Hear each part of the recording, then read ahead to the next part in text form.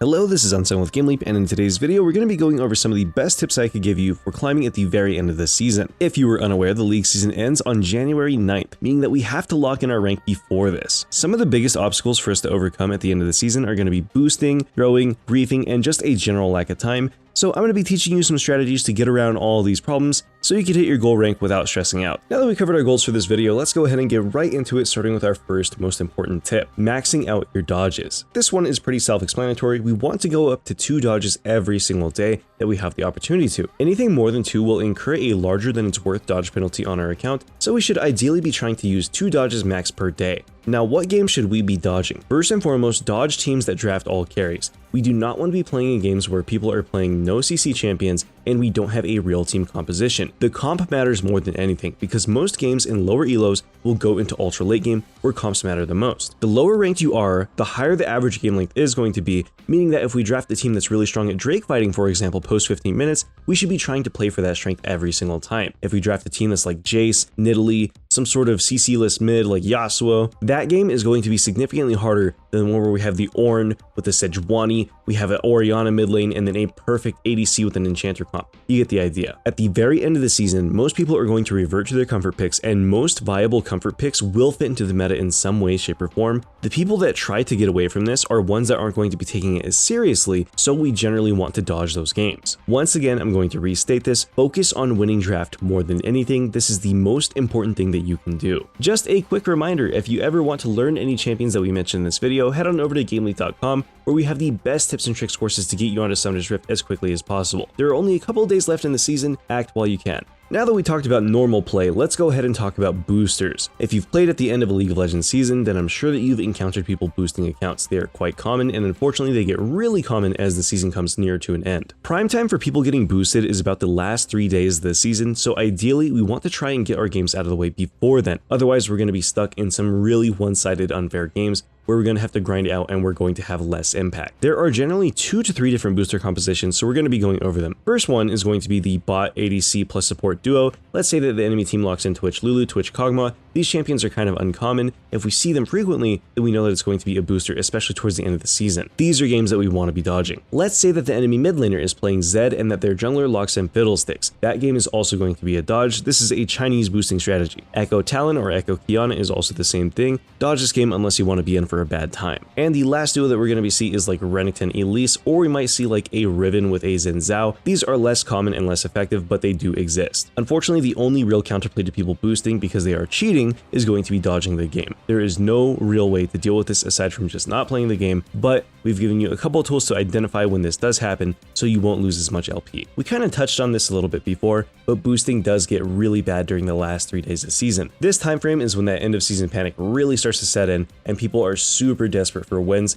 so they'll go to extreme measures like hiring boosters. Ideally, you do not want to be playing during the last 3 days of season. What I would do if I were you is invest as much time as I can from now until about January 6th to hit our goal rank. Anything that goes longer than this is going to put us at severe risk of having games that are going to be ruined by boosters and smurfs. This is not a fun time. Avoid this at all costs. I promise you, your mental will be 100% healthier if you do. Now that we've covered the boosting and the dodging, let's go ahead and talk about general strategies for us winning our solo queue games. The way that we want to approach these games is as a marathon and not a sprint until about the last 3 days. Then we're kind of in danger. What we need to be doing is playing a game, identifying what we did good, what we did wrong, and then we take 5 minutes after the game to focus on something else in its entirety, get our head out of that game space, and then we can queue back up. This does 2 things primarily. First and foremost, it's going to dissolve any tilt that we'll be feeling from the previous game. If you're somebody that likes to get hung up on the previous game, then finding a quick distraction, going and getting a snack, getting some water, just doing anything to distance yourself from the game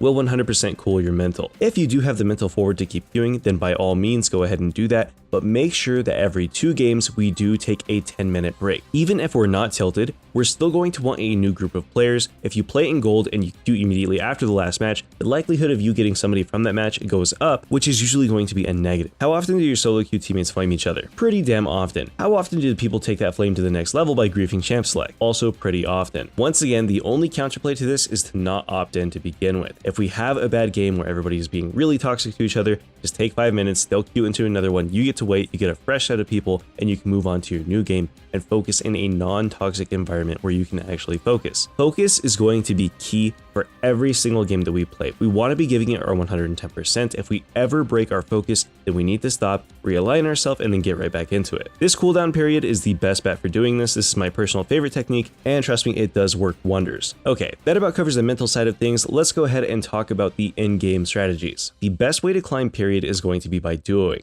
If you don't have a duo, that's fine, but you have to remain focused and not make mistakes. With a duo, there's a little bit of leniency because there's always somebody to carry the extra bit of slack. While duoing is going to be the best way to climb, sometimes there are certain roles that make it more difficult to duo from. We're going to be talking about the strongest roles and the strongest champions to be playing in these roles respectively. Mid and jungle is going to be our most impactful duo, and this is because of two things: map pressure and carry potential. What's the win rate of the team that secures first Rift Herald on average? In Silver Plus, it's around 61%. This is a big increase from the normal 50% that we're expecting to hit. Now, what's the percent win rate after securing the first dragon? 5% higher than what it is when we secure the first Rift Herald. Playing mid and jungle allows us to readily access these objectives and to also defend each other. Mid is a lane that's very commonly ganked by multiple people, and jungle is a role that can single-handedly take over the game if we give them breathing room. If the mid laner invades the jungler and shuts the enemy jungler out, then we can secure those objectives and then take that lead and run with it. Even if we don't shut out the enemy jungler, being able to duo gank a lane such as bot or top all but guarantees that we're going to be able to get at least one kill. The percent win rate after securing first blood is about 9% over average. I think that by now you might be able to decipher why mid and jungle is such a strong duo. The objective control from these two roles duo is going to be immaculate, but what makes it even better is the high scaling on the majority of jungle champions and the meta mids that are playable at the moment. Orianna, Syndra, Vex, Sylas, Yasuo, Yone,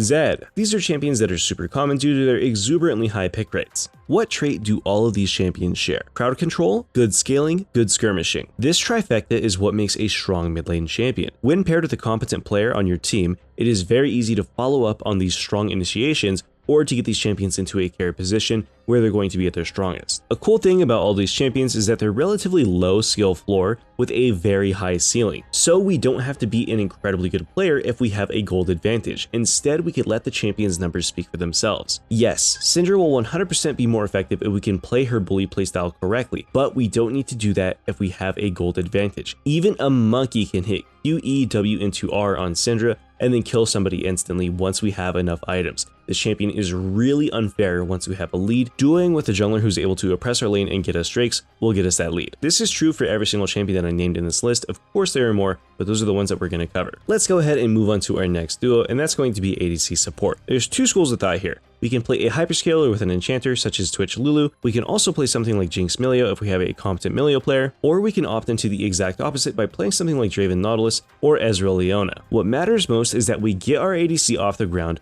we then babysit them so that way they're allowed to get items and then carry the game. It doesn't matter if your top laner goes 0-5, that enemy Darius is still going to have a rough time walking through Milio, or not getting one shot by Draven. Marksman is the hardest scaling role in all of League due to their objective damage, their structure damage, and their general teamfight presence. It is very hard to shut down Jinx once she gets rolling. The only negative to this duo is that you will have low agency, but like we talked about before, low elo games have a higher tendency of going on a bit longer. When in doubt, scale it out. Now let's go ahead and talk about our final pair of duo roles. This is going to be mid-top over top and jungle. Duoing with the top laner as a jungler is really nice, especially if it is a hard scaling champion, but what's most important is that we win the map. If we're camping our top laner, we're not going to be able to do that, which is why mid and top is such a superior duo. The mid laner and the top laner can babysit the jungler together, help them get strong, or ignore them completely if they're dropping the ball. Once skirmishes break out, it only gets easier for us. We can choose who goes where at what time, we could flex our picks into certain matchups. A champion like Azir has a great time into a champion like Malphite, for example, and a champion like Set does really good into Zoe. Trading with your duo and swapping roles like this will win you games, I 100% promise it. A lot of mid laners don't know how to deal with top lane champions and vice versa. What's most important aside from champ select is that we're always going to be available for any objective as the mid and the top. Both of these solos are going to be allowed to touch and trim waves, which is going to set the pace and the tempo of a game. If we're constantly shoving into the enemy team and beating them to objectives,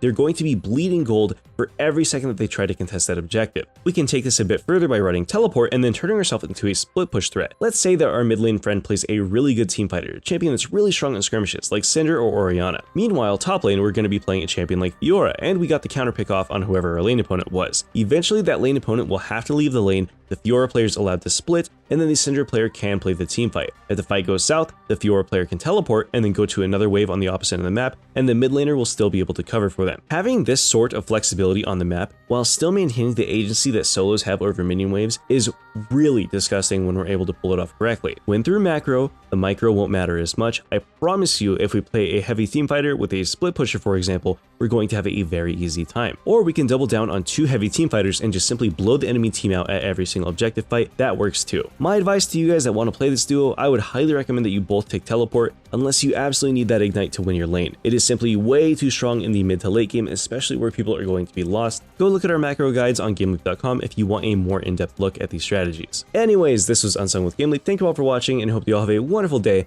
I'll see you guys in the next video.